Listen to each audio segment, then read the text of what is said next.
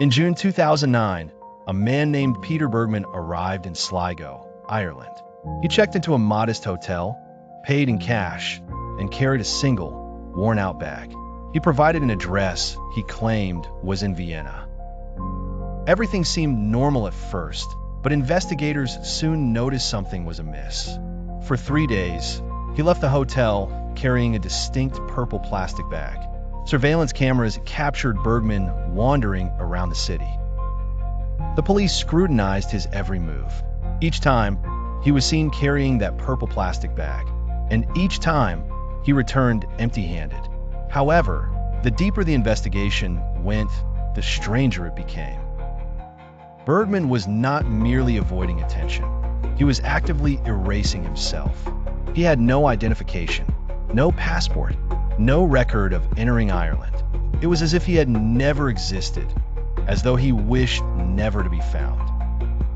On his last day, Bergmann left his hotel and walked to the bus station. He ordered a cappuccino and a sandwich, then sat at a table. Witnesses watched him scribble something onto a piece of paper. He stared at it for minutes before, later that evening, he boarded a bus to Ross's Point Beach. Eyewitnesses reported seeing him ambling up and down the shoreline, fully clothed, shoes in hand.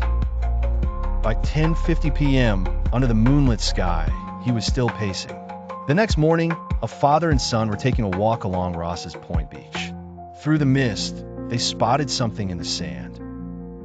Initially, they thought it was a discarded mannequin, but as they drew closer, the reality could no longer be ignored. Bergmann lay face down in the sand, just beyond the waterline. He wore only a navy shirt and black underwear, nothing else. His clothes lay nearby, neatly folded. Then came the most baffling detail. The police assumed he had simply drowned. But no water in his lungs, no signs of struggle or injury. His belongings were missing. The autopsy revealed something unusual. The official cause of death? Acute heart failure.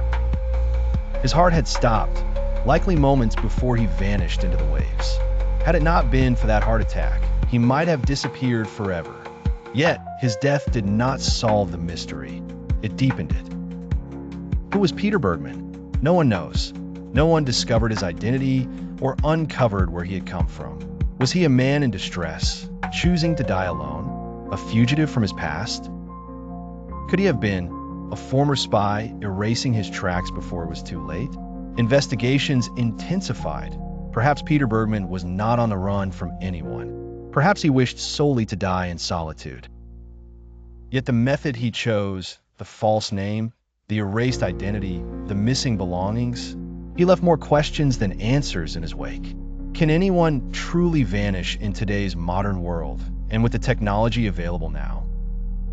Or does erasing oneself assure that you will be remembered forever? Peter Bergmann has now become an eternal enigma, one of the greatest mysteries of the internet age.